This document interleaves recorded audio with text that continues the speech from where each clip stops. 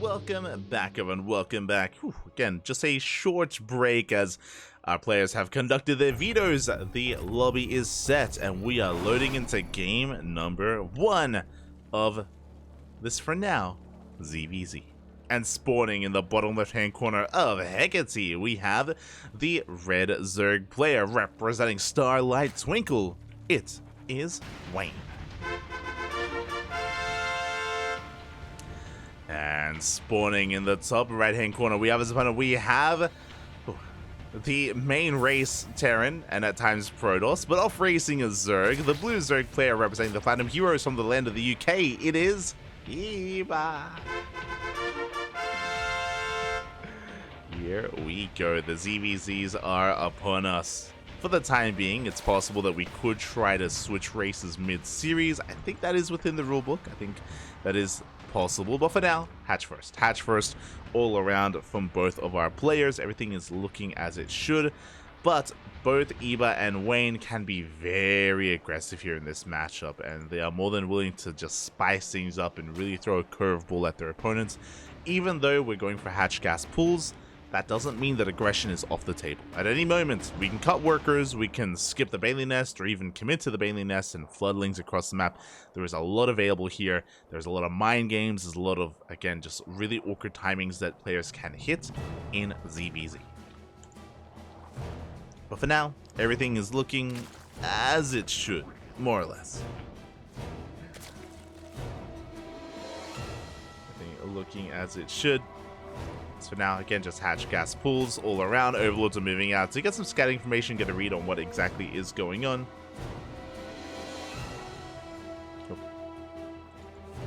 As we will be settling in. And really, the first point of deviation is going to be when we take the third. Third base should be on the way for both players, and once it's taken, do we skip the Bailey Nest? Do we drone? Do we mass lings? Do we go into a fast hidden Roach Warren? Do we even take the third? And again, we should be where both players are headed. We're not really set up to go into 2-base Roach play. That is always on the table, don't get me wrong. But on a map like Hecate, I'm not really feeling it too much. So we go, Lings are moving out. Just with some scouting information. There it is, third hatchery is on the way for Eba. Likewise, third hatchery on the way for Wayne as well.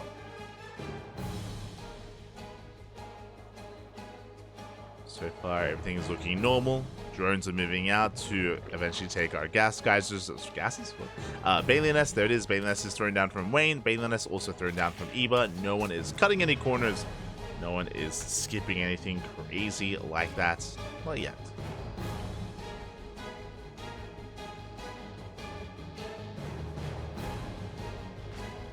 And for now, both players are pretty neck and neck. Everything is looking quite normal. Everything is looking by the book. We're still droning. We're making a handful of lings from both players just to test the waters, just to make sure that we don't die to any kind of crazy ling flood. Once the Bailey Nest does finish, we should be morphing in some safety Bailings as well before, of course, investing into our follow-up tech into those roaches. Speaking of, there it is, Bailing back at home. Top defend. Behind this, Wayne is still droning. A wall is commencing. And Bailing's also thrown down here from Eba. So both players taking a very defensive position here. Both players looking to get into the mid game. Lings are moving out, yes, but Eba is droning. He's droning up behind this, saturating his bases. Again, just trying to be a little bit active here. As the Ling dips in, but will not get a scout off. +1 ranges on the way. I'm still waiting for the Roach Warren here from both players, and there it is, Roach Warren on the way from Wayne. There's +1 Carapace on the way, and it looks like we're going for a Ling Roach Flood here from Wayne. Again, rushing into, was one Bailey goes off. Decent connection on those Lings. But essentially, +1 Carapace is an old school kind of Roach Ling Flood. The reason why it's so effective is because with Carapace, it does take 2 Bailings to kill Lings. So when you Ling Flood, they are that much more tanky, they are that much more difficult to deal with as the defending blue Zerg player that Eba is going to be. So this can hit quite hard. As Wayne is going to be droning up. There it is. Roaches are now on the way. As you can see, Wayne is on hatch tech, so this is a hatch tech all-in out of Wayne. Meanwhile, Eba is teching up even further. You know, we've got our Roach Warren done. Lair is on the way, plus on range. Overlord speed. And Eba's droning. And the more he drones, the more trouble he's going to be in. So we got Loom Bait. Oh god! We do bait out one of those Bailings. Eva not paying attention will lose a big chunk of his army. Spinecrawler on the way, and Wayne, he's committing to his all-in. As you mentioned, there is no longevity to this army. There's no plus on range. There's no lair. There is no roach speed. It's all or nothing here for Wayne. And Eba back at home has been droning. He has made an additional 10 workers here at his third base. He's got over 10 workers compared to Wayne. And that means that Eba has that much less to defend with. Spinecrawlers are in production. But again, Eba is in some trouble.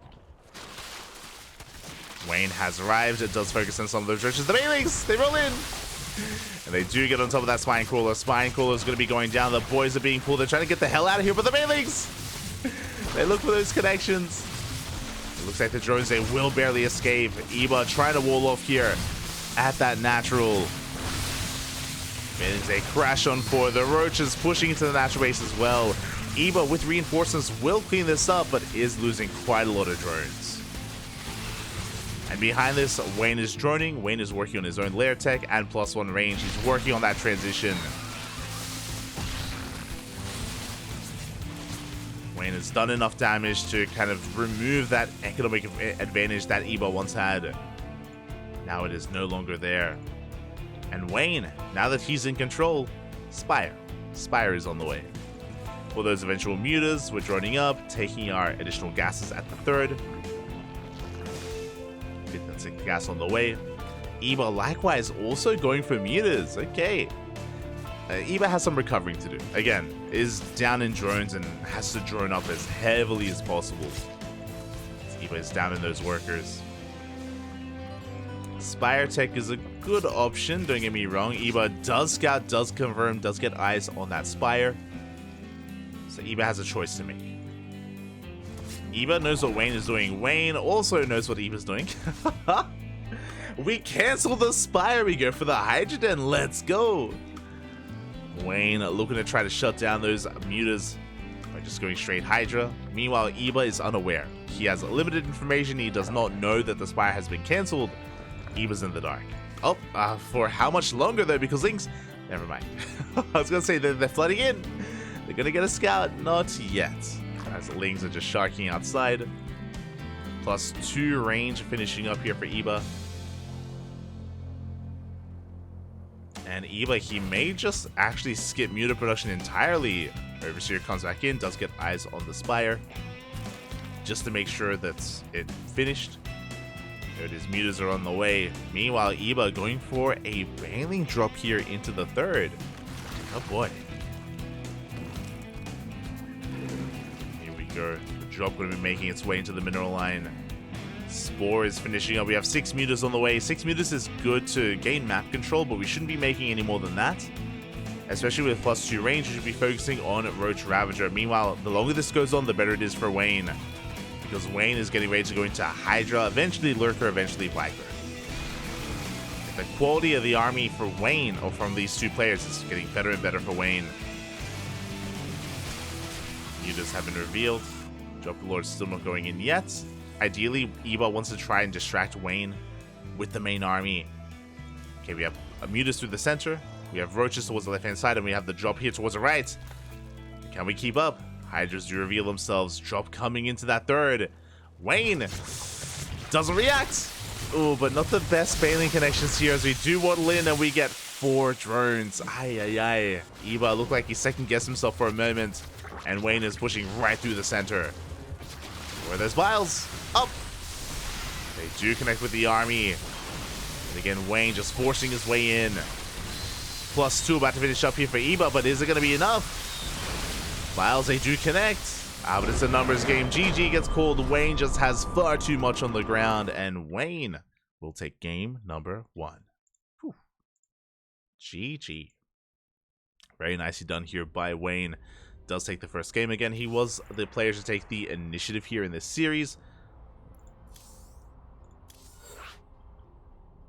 I did take initiative, of course, and it was Eba trying to beat to the drum of Wayne. Beat to the drum? Dance to the beat of Wayne. There we go.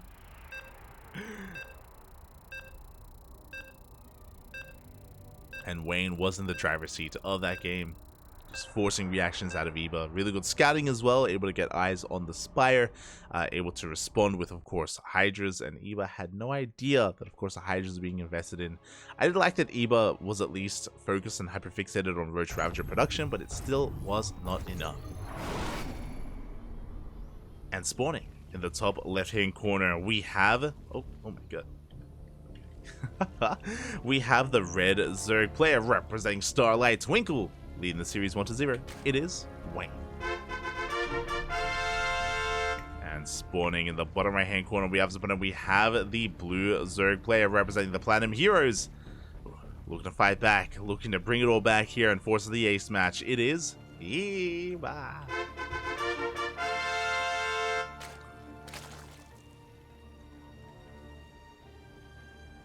Here we go. Catching up the chat.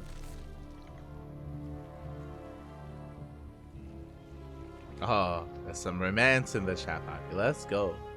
Hello, Terran Lord. Hello, the Lord of the Terrans, papi. Oh, bienvenidos. Bienvenidos. We just missed some Terran. We were casting some Terran earlier. But this series should be leading us into eventually Mana and into eventually Clem. That should be where we are headed. We'll try to focus on this portion of the bracket. There's some other really good matches that are eventually going to transpire, but usually here on this channel, when we start following a player, we follow them until the end, papi. All the way, all the way.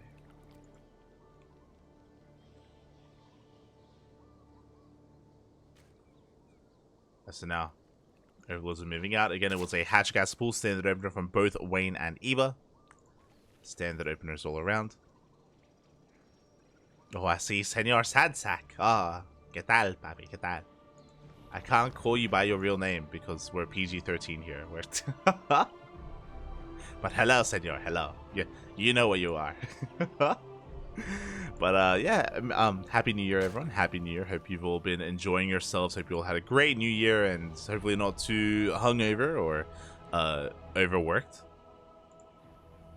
Hope you're all able to just sit back, chill, crack one open, and enjoy some beautiful StarCraft. A day full of StarCraft. Let's go. Again, I've definitely got it in me to at least make it to the semis. Oh. I've got it in me to at least make it to the semifinals. And we'll see if we can go further from there. For now, it looks like our third bases are being taken from both Eba and Wayne. Again, standard openers, hatch gas pool into a third. We have a handful of links on the way just for some scouting information, just for safety. As I say that, Wayne is making some extra lings. And we'll see if he makes an extra pair from here or if he does drone. Oh, he's making more. Wayne, he is banking up lings here at his natural base. He's looking to flood across the map. He is looking to try to end it. Now, bearing in mind, Eba does have a safety baneling nest, and Wayne doesn't have any banelings whatsoever. So it's just a straight up ling flood here from our red Zerg player. Eba will have banelings defensively to survive, to hold, to try to fight back and bounce back. Oh boy. Here we go, as lings are going to be flooding across the map. Here we go, we are pulling the trigger. Meanwhile, back at home, Eba trying to react, trying to respond to baneling nest. Still not done. We're a couple of seconds away. There it is, 2 banelings in production. The rest of the army has arrived, trying to save this third base. But Wayne is getting us around. And he's going to be committing here with the army. Yeah, Wayne here overwhelms the forces of Eba. Eba, this was not the fight to take, losing everything. A little bit of a misjudgment there. Banelings, they do waddle in. One does connect, not the best connection there. But it looks like we will barely save and barely hold on to our hatchery. But we're not done. This was merely phase 1, because phase 2, roaches. Roaches are in production already for Wayne. Wayne did just completely skip the baneling nest, straight into roaches. Wayne even has a worker lead, surprisingly so. He didn't really kill any workers, but he forced Eba to make lings. Did force out those Lings out of Eba. Getting us around, does catch a Queen. Not too bad. This is what we need. Eba, he needs to trade. He needs to gain value here with these Lings. And Wayne is doubling down. Eba droning behind this. Trying to catch up in Roach production. Eba Chamber all the way for +1. The game is going to be settled.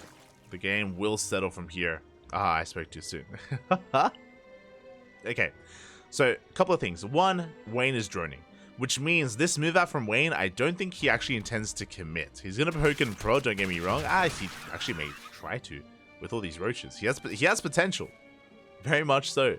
I was going to say he's just going to posture and drone behind this. And yet, there we go. He backs up.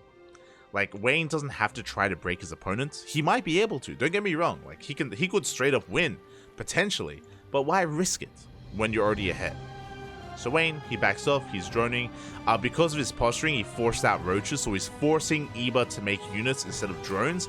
As a result, you can see that Eba is down over 10 workers compared to his opponent.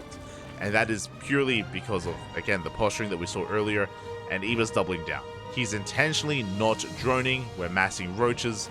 Once again, there's no lair, which means no roach speed, no +2. We're just going to be moving out with everything we got with roaches and Lings on hashtag. Hashtag all in at a Eba. Wayne, meanwhile, it's his turn to drone, and he's been droning up a lot. 52 workers, and gases are being taken as well. Wayne being a little bit greedy here, and can Eba catch him with his pants down? Lings, they do threaten a dive. Oh, this +1 carapace is very late. Very late upgrade here from Eba. I don't think we can wait. Yeah, we gotta go. We gotta send it. It's all or nothing. Eba is down heavily in the worker count, but he is up in army supply. He can make this work. It's not going to be easy, but here we go. We are pushing in. We have to preserve these banelings. We have to wait them. It's like save them for those Lings. First one does run into those roaches. The other is going to be sent in as well. At the same time, a big Ling can start catching reinforcements. There's a lot of banelings. We are breaking on through. The Queens go down. We're pushing onto the roaches as well. And Eba may just have too much at the same time. That's a kill. That's a kill on the third base. But Eba's pushing in. Spine crawlers are just barely finishing up in time. And really good game sense here from Wayne, recognizing how much danger he was in, throwing down both spine crawlers. They finish up just in time. And it looks like Wayne will clean up this army. The spines coming in clutch, just really good just defense overall. Pulling back to the safety of the natural. GG gets called, and Wayne will take the series 2-0, advancing on to the next round. GG.